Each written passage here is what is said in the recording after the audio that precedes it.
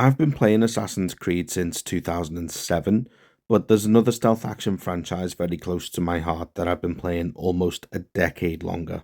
My first time playing Tenchu Stealth Assassins at my cousin's house on his PlayStation 1 is a core memory, and it had a really formative effect on my taste in games. I've been obsessed with stealth, sword fights, climbing, grappling hooks, and historical time periods ever since. So it's no surprise that Assassin's Creed helped fill the void that Tenchu left behind. Ever since it became clear that Ubisoft was going to hop between different time periods and locations across the world with the reveal of Assassin's Creed 2, fans have been speculating about the potential of the series visiting the iconic setting of feudal Japan, and I was particularly excited about that prospect as a fan of Tenchu. Now, my dreams were a little bit dashed in 2014 when former Ubisoft game director Alex Hutchinson expressed doubts that Assassin's Creed would ever visit Japan. He stated that the setting and playing as ninjas and samurai had been done so many times before that it'd be difficult to do it in a unique way, and that Assassin's Creed's strength was in visiting less explored time periods in history.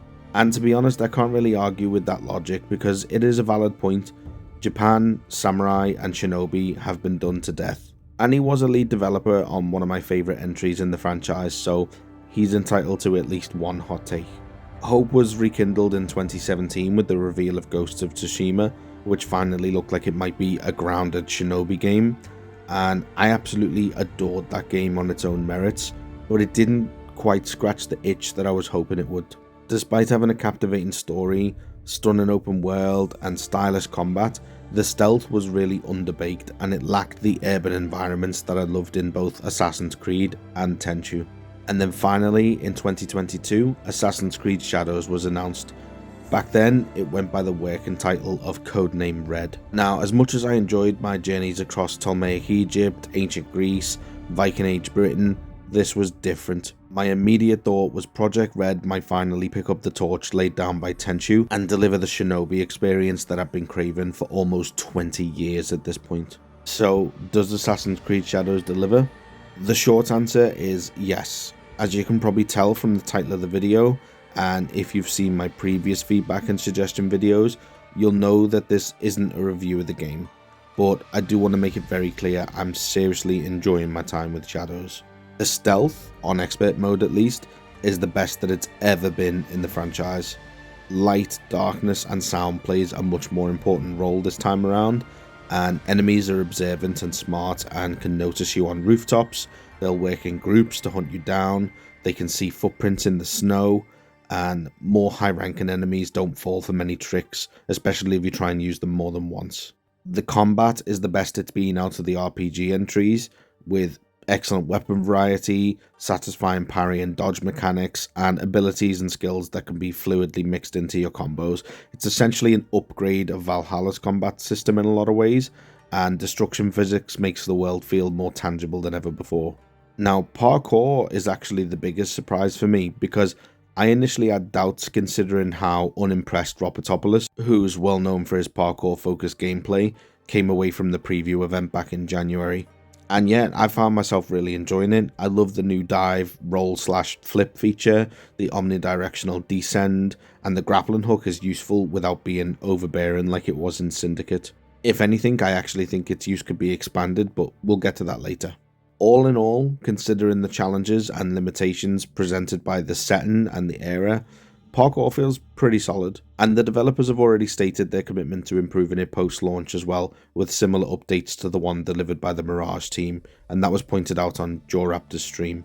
So we can expect to see things like improved back and side ejects at the very least, which is good to know. I am overall extremely impressed with the game. The new season mechanic, with its gameplay effect and changes, feels honestly pretty groundbreaking. It wouldn't surprise me at all if we see this tech in future Ubisoft games, and I could see it fitting right in with Ghost Recon. I love the amount of attention to detail in the world and the NPCs, such as servants that can snitch on you and bring guards to a location they spotted you. And a little handy tip while we're here is that you can actually use that to your advantage by springing a trap. As a Tenchu fan, I finally feel satisfied.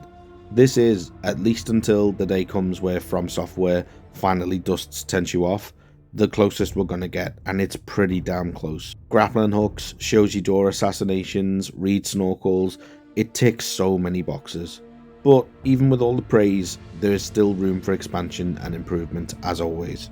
And that's what we're really here to talk about. Before we get started, I want to clarify for legal reasons that I consider all the ideas and feedback in this video part of wider community sentiment, and Ubisoft is free to use any and all of these ideas at their discretion without any recourse from myself. If you could drop a like on the video if you enjoy it, or a dislike if you feel I could improve my content, I'd really appreciate that feedback, and also don't forget to subscribe if you want to see more videos like this as well. So without further ado, let's dive into what could potentially be added to this game in the future. To make things a little bit easier, I'm going to break down the feedback and ideas into different sections, which I'll leave timestamps for in the description, and we're going to kick off with combat. Now, as I mentioned earlier, the combat is great in Shadows. I'd argue it's the best it's been in the RPG era, and it feels like a nice balance between the classic combat of the early games and the hitbox based combat that we've had in the past few entries. I do have two main complaints though. The first is the very limited amount of final enemy finisher animations. So far as I can tell, there's only 2 for each weapon type, and you'll be seeing them over and over and over again. They're not bad, far from it. The animations themselves are excellent, but there's just way too few, especially compared to the previous games which had more finishes than you could count. Ubisoft Studios are excellent at making combat animations, and I know they could definitely cook up a few more for each weapon to give players some variety with their chosen favourite. Look at For Honor and how many finisher animations that game has. In fact, it might even be cool if Shadows actually adopted some of those as sort of an Easter egg. I'd be happy with that.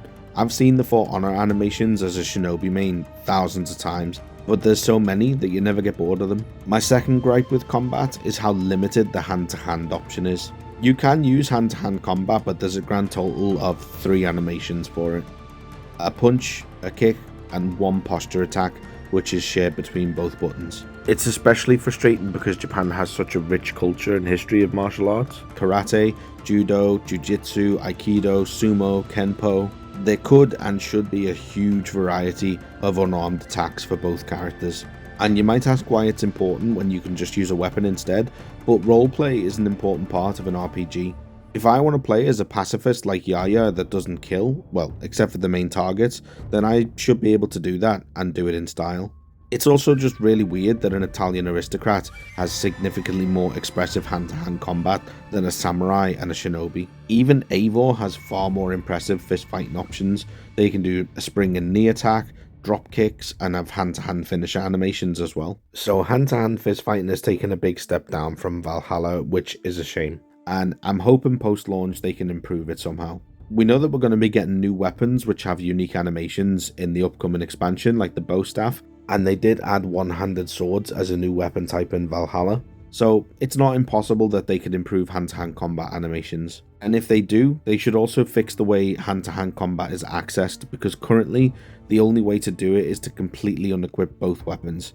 Ideally, we should be able to just unequip one and then switch to unarmed combat the same way we'd switch to another weapon. As it is currently, if you have one weapon equipped, you're just stuck with that one weapon. I would also like to see some skills from Valhalla make a return as well, such as Yasuke being able to catch an enemy arrow and then shoot it back, for example. If you have your sword equipped, it could be the arrow deflect, and then if you have your bow equipped, it could be the arrow return to sender. And it would also be nice to pick up and throw enemy weapons again as well. Not essential, but it would be cool if they added it back. Moving on to tools. This section is mostly about expanding what's already on offer, as Shadows has quite a few tools and makes good use of them. For example, we've got the kunai and the shuriken, throwing weapons that deal damage and can distract enemies or put out lights. They're a staple of any shinobi arsenal, but I was disappointed to find that we can no longer throw tools while in the air. This was one of the coolest features in Mirage, and in the previous RPG games you could do it with the bow as well, and I was certain it was going to return in Shadows for Naue. It's not just a badass way to take down enemies, it also functioned as a sort of ad hoc ledge grab mechanic in the hands of a skilled parkourist like Ropotopoulos. I'd really like this feature to come back as a new skill post-launch, and I don't think it's impossible considering how many new skills we got in Valhalla after that game came out. It might be a little bit harder to implement due to the fact that Naoe sometimes does flips when jumping from a ledge, even when holding the jump button instead of the descend button, which might hinder the throwing animation, but I'm sure they can find a way to do it. And although Naoe has shurikens and kunai, smoke bombs and bells at her disposal, I do find myself missing some of the classic tools like the blowgun to put enemies to sleep. There is an ally that can put enemies to sleep for you, but having the option to do it yourself would be nice, and it would also be useful for putting servants to sleep at range without having to kill them. I'd also like to see some new tools in the franchise as well, like caltrops that can be scattered to hinder enemies in combat or guards that pursue you. Because the D-pad arrows account for all 4 currently available tools, they could tweak how the tools are selected to account for adding more. For example, rather than putting kunai and shurikens on separate bindings when they're both throwing weapons and used in exactly the same way, they could both be tied to the up arrow, which would serve as a toggle between the two. So you just press up once for kunai and then press it again for shuriken. This would free up the right arrow key for the blowgun, and then caltrops could share a toggle with the smoke bomb being thrown in a similar way and scattered across an area. The quick use skill for the blowgun could be simply auto-targeting the nearest enemy with a dart, and for the caltrops, you could throw them directly behind you to deter people who might be giving you chase. For Yasuke, a new tool could be firecrackers that function as a loud and proud version of the shinobi bell, luring and distracting enemies, but also, as an extra effect, it could cover the sound of his rifle shot temporarily, allowing you to do stealthy sniper kills. I was really happy to see the reed snorkel feature, something that I used to love taking advantage of in Tenshu Z. Unfortunately, it can only be used in very specific areas of shallow water, and when I tried to use it in deeper water while floating near the surface, it didn't work. I'd love it if this was changed and the snorkel could be used in all types of water to facilitate some creative stealth scenarios.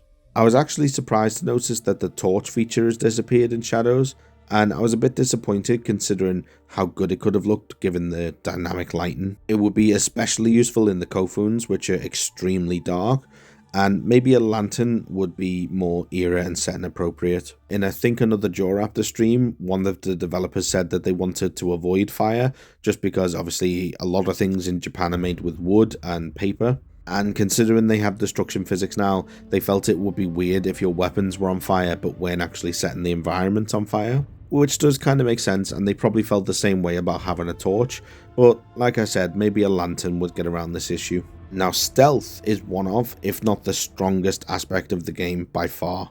There's very little that could be done to improve how the classic light, dark, and sound-based stealth functions, but I do think there are ways to expand on other elements of stealth, as well as giving Yasuke more stealth options as well. Although he's the combat-focused character, I feel he's been dealt a bit of an unfair hand, because combat with Naoe is just as fun and rewarding as her parkour and stealth, and arguably in some ways even more rewarding than Yasuke's combat. Because she's a lot squishier and can't take the hits that Yasuke can, it actually feels more rewarding when you take on a group of enemies as Naoe. And because of this, I think it's only fair that in the higher knowledge ranks, Yasuke should learn from his time spent with Naoe and have an expanded stealth arsenal. He should never be as good at stealth as Naoe, and Naoe should never be as strong in combat as he is, but I do think there are ways to balance them out. But first of all, I want to talk about social stealth, because it's virtually non-existent in this game, barring some scripted story moments where Naoe infiltrates a party by way of disguise. I think there's potential here to invest in a totally different type of stealth, one that harkens back to the series' roots, and I honestly find it kind of ironic that Shadows does away with social stealth, because historically the primary method of stealth as a shinobi would have been blended in plain sight, which is the very core of the original philosophy of the franchise. It's one of the tenets, hide in plain sight. Shinobi would have disguised themselves as peasants and servants to spy, commit sabotage and subterfuge or assassination. So Naoe having a skill or ability to disguise herself as one of the servants in the castle areas to go unnoticed would have made a lot of sense. There's even an outfit in the game that alludes to being a servant disguise, but the perk is an adrenaline boost and nothing related to stealth. In my opinion, this should have been the ability to go unnoticed by guards if you maintain a walking pace and keep your distance and have no weapons equipped.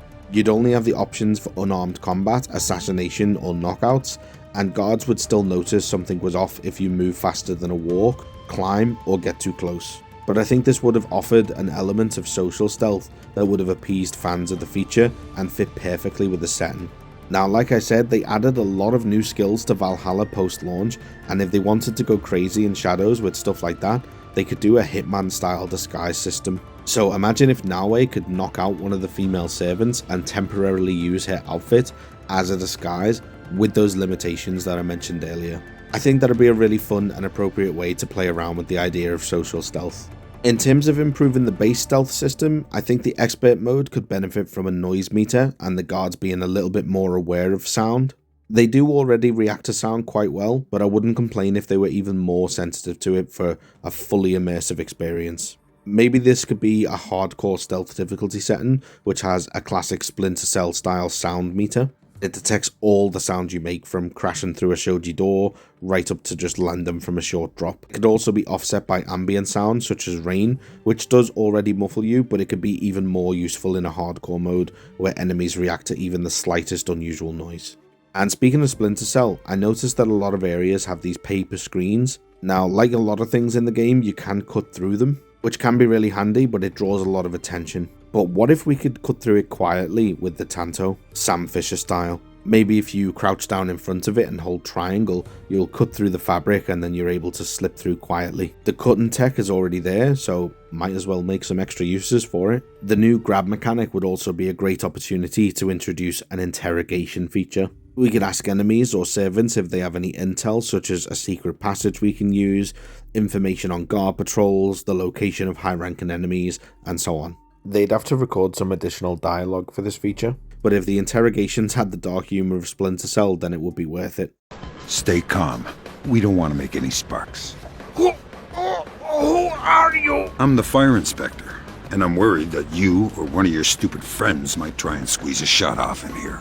But a simple tell me what you know question, and that's all I know, I swear, response would be fine. Similar to interrogating thugs in Arkham Knight, and then the information that you learn just gets added to your compass. Once again, there's other skills from Valhalla that I'd like to see return for stealth, such as pretending to be dead before launching a surprise attack, seems like a very shinobi thing to do, and picking up bodies directly from an assassination by holding down the assassination button, which is honestly more of a quality of life feature than anything. Now, you can lift and move bodies as both characters, but it's understandably slower as Nawe because she's so small. And unfortunately, she can't throw bodies either, making it really awkward to get them off ledges. There is a very inconsistent method of getting them to drop off ledges by putting them down while pushing forwards towards a ledge, but it would be much better if when you hold L2 and then press triangle, she just sort of pushes them forward even if she can't throw them, just so we can at least push them off ledges. Now, as I was saying earlier, I believe that Yasuke should be balanced out a bit more in terms of stealth in the late game. It makes sense that he sticks to his samurai training early on, but as he spends more and more time with Nawe, he should adopt something closer to Jin Sakai's playstyle, blending the way of the samurai and the way of the shinobi. Nawe will always lean more towards stealth, and Yasuke will always lean more towards combat, but he should be almost as viable at stealth as he is as combat to make things fair. Because, like I said, Nawe is almost as viable at combat as she is at stealth. So, to this end, I'd like Yasuke to unlock an upgrade to his brutal assassination skill tree, which allows him to do quiet kills with his wakizashi. He always has it with him when you have a katana equipped, but he doesn't actually use it in combat. So the possibility of quiet stealth takedowns would give it a purpose. I think he should also be able to grab enemies and perform knockouts as well, given his size and strength. He can easily overpower most enemies, and knockouts actually make a lot of sense for his character in my opinion, because he'd probably find it more honourable to not kill an enemy than kill them with a surprise attack. Especially for the likes of servants who are essentially just civilians that happen to have a job working for the people we don't like. I am finding that I'm missing no longer having a bird companion more than I thought I would. I think it's a mechanic that we really took for granted, and some people started to feel that it was getting a little bit old or it overstayed its welcome and was getting a bit gimmicky, which I understand. And now his eagle vision's great for highlighting enemies across a wide area, but Yasuke has no equivalent. And considering his status as a samurai, it would have allowed him to take part in high social class hobbies like falconry, or takagiri in Japanese. A bird companion would allow him to scope out areas and get the lay of the land without the need for climbing, which he's obviously slower at doing, and it would allow him to know what he's going up against before deciding whether to engage in a fight. It makes so much more sense for him, both as a support and gameplay mechanic, and in terms of the setting and his social status, that I'd really like it if this was something they could add in future, maybe as part of an upcoming DLC with a story moment that explains it. I think this is a really good way to differentiate Naoe and Yasuke further, considering that Naoe is meant to represent the more stealth roots of the franchise, and Yasuke is meant to represent the more combat-focused side of the RPG series. Giving him a mechanic that's closely associated with the RPG games makes sense. And it also makes them feel different without just outright nerfing Yasuke, because currently it feels like a lot of features are taken away from him just for the sake of making him feel different. On a side note for stealth, I find it really weird that the game doesn't punish you for killing servants. I get that these people are technically working for the bad guys, but they don't really know that. They're basically just working class people doing their jobs. Knocking them out is fine, but I think killing them more than once in a restricted area should actually desync you. Now moving on to parkour, as I said earlier, the devs have mentioned that they're looking into post-launch improvements to back and side ejects, but I do have some other ideas in mind. First of all, I love the dive roll mechanic. I really love it. I can't stop doing it, and it's really satisfying. When it does actually work properly, that is, because the way it currently works is you can dive off a ledge if you aren't standing too close to it. You have to initiate the dive from a little ways away from the ledge, and if you try to do it too close, the descend mechanic will take over and put you into a climb instead. Now, this is frustrating because the whole point of a dive mechanic is I usually want to use it to get as much distance and airtime as possible. Now, I do think I have a solution for this to make sure it always works the way the player intends, but I'll have to come back to it later because that same solution can also apply to an issue I have with grappling hooks as well, so it'll make sense when I tie them together. I would like to be able to swing on poles and hanging ledges again. To be fair, there aren't that many knocking around, but for the occasions where you can find them, it's nice to have the option to manually swing by pushing forward with no other inputs, rather than just always being forced to do the climb up animation. I find it really surprising that there's almost no focus on tree climbing again, especially considering how much countryside and foliage there is. There's a couple of specific types of large tree that can be climbed which are very clearly marked, but I would have loved to stalk through canopies again like Connor could. It definitely would have added to the shinobi power fantasy. It would be a monumental task to go back and add Assassin's Creed 3 style tree climbing post-launch. They'd have to change how almost every tree works and add paths to them, and it would just be way too much work for them to do realistically. But they could maybe add grapple points onto some types of tree branches. Just one in every so many trees that allows us to climb up with the grappling hook and then hide on a branch to carry out reconnaissance, air assassinations, or throw kunai at unsuspecting enemies. It's also been way too long since we had horse parkour. Yep, horse parkour. You might not even remember this was a thing, but it was. Brotherhood allowed you to launch yourself from a horse into a pole flip, and then my favourite maneuver was jumping down onto your horse from a height. No other game since then has allowed us to do that, and at the very least I'd like to be able to jump back down to our horse. Just let me live out my Zorro fantasy.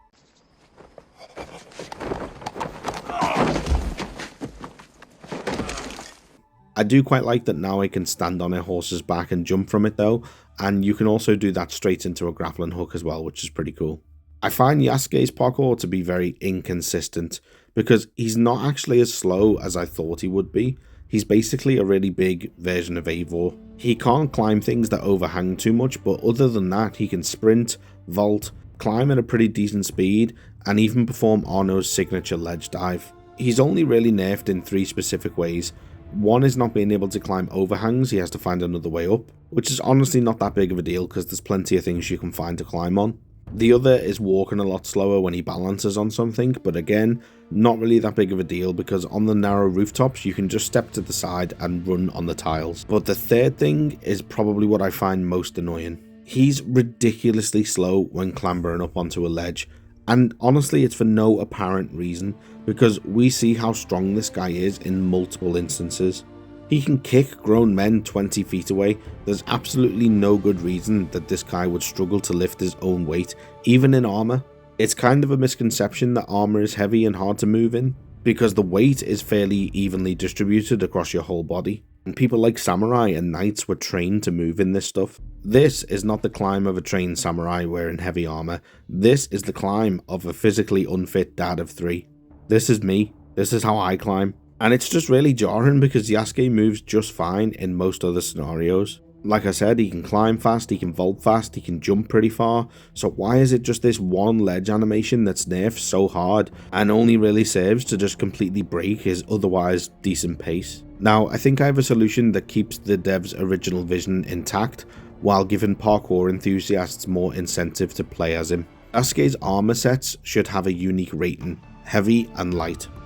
Now, I know what I just said about armor, but for the sake of a gameplay mechanic, let's just go with this. Heavy armor sets like the samurai armor, big bulky protective gear, should come with the penalty of the slow clambering animation that he currently has. Light armor sets like archer robes, kimonos, and the cool shinobi style gear should allow him to climb ledges at Eivor speed.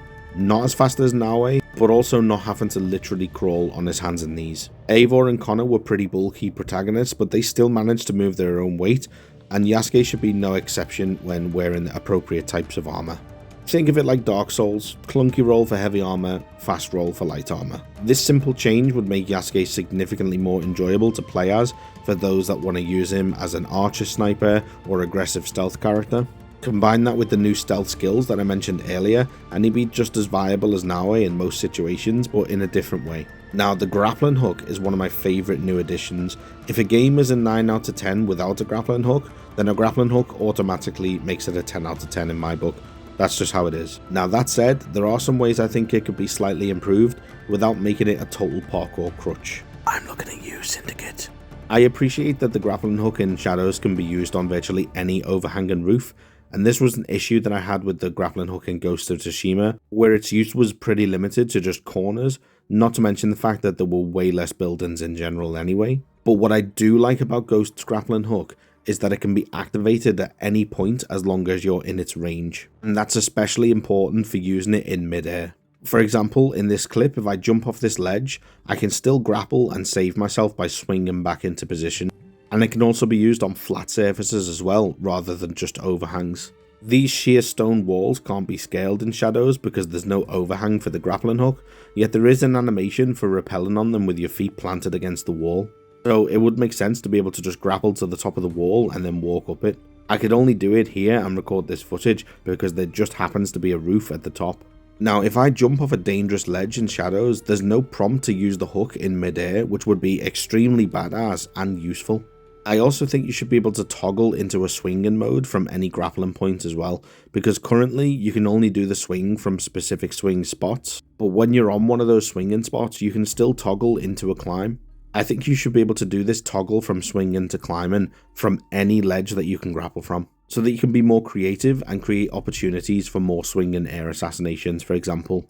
I've been able to find one spot in the game so far which has a swing point attached to a wall on a castle, and it's a perfect example of how this would work and look, because it shows what it would be like if you could swing from any grapple point regardless of if it was just a normal wall. You can see here that if I attach to the normal grapple point on a wall, I'm stuck in just the climb up and down. I can't do any kind of swinging, and if I move just slightly to the right and attach to the one that's classed as a swing point, I can climb the wall and do a swing. So why not just let us have this capability everywhere? And the fact that this part of the wall is a swing point means not only can I climb up and down and swing on it, I can also jump and grapple to it in midair in ways that you normally can't. And look at how many options I have to get around the side of the castle by being able to swing directly on the wall. If every grappling point worked like this, where we could toggle between a climb or a swing and reliably use the grappling hook in midair, we'd have so much versatility in how we get around. Look at how in Ghost of Tsushima, I can jump from a ledge and then catch myself with the grappling hook and swing down to a lower ledge. Now, with the fact that the grappling hook can attach to nearly any ledge in Assassin's Creed Shadows, imagine having that same capability where you could jump off any roof and reliably catch yourself with the grappling hook. You could swing down to lower ledges, swing across the walls, and overall just be way more creative with choosing where you want to go. There's no real reason I shouldn't be able to jump towards this ledge and then use my grappling hook before I hit the ground. If I could, I'd be able to use it to get across gaps like this one by partially jumping over and then grappling in midair. I could then swing towards the wall and then climb up. Now in this example it's even worse, because if I try to jump, Naoe just does a leap of faith. The best way to explain why and how this should work is that we can already jump and then use the grappling hook in midair for swing points. So it's essentially just applying this same logic for ledges. Now, I have a potential solution for all of this, and it also applies to the dive roll issue that I mentioned earlier. Now, I'm on PlayStation, so my grapple button is L1, and I think the grapple button should also be a context changer. So the way the game works currently, if I run towards a ledge holding X, it'll be decided for me based on context whether I should do a leap of faith, a descend and flip, or just a normal forward jump. Now, holding L1 could always guarantee that Nawe will jump as far forward as possible without doing a leap of faith or any other kind of contextual action. Combined with being able to use your grappling hook in midair, because remember, every grappling point would now be classed as a swing point as well, you could partially jump across a gap, throw out your grappling hook to stop yourself from falling, and then swing across to the other side. Now, holding L1 as the context changer could also work for descend and roll. So I have the dive roll and the descend button set to square. So if I go towards a ledge without holding L1 and just press square, I should do a descend. But if I was holding L1 to change the context, then Nawe will prioritize the dive over the descend, allowing you to do the flip right at the edge of a ledge. Think of it a little bit like high profile and low profile from the original games, where you'd hold the right trigger to change the context of your actions. If I explain it that way, it might make a little bit more sense, especially to older fans.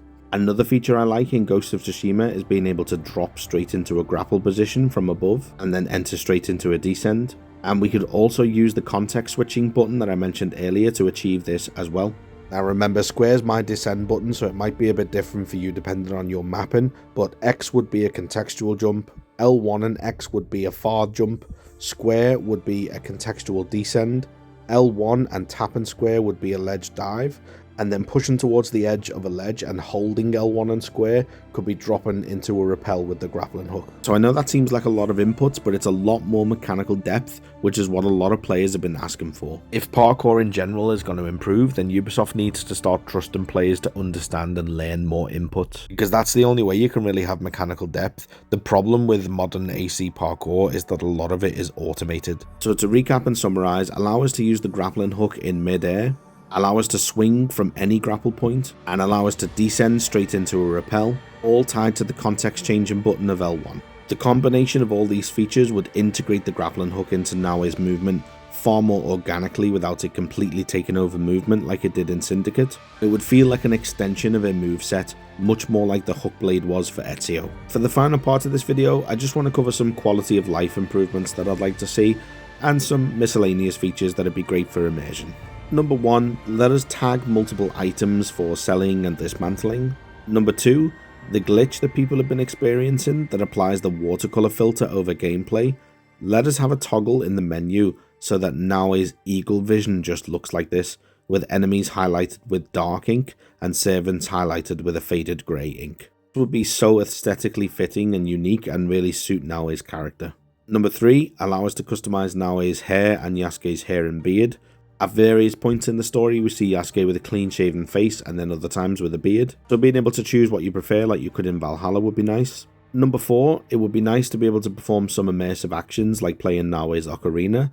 Let us sit on benches again and ideally assassinate from them, and perform some other immersive actions in the hideout and at campfires in the open world, just like sitting and relaxing. It's an RPG after all, so immersive roleplay is important. Number 5, provide a warning before entering canon mode that we will miss out on some important gameplay elements such as recruiting one of the 6 shinobi allies. I'm honestly kind of annoyed about this one because if I'd have known, I wouldn't have chosen to play in canon mode.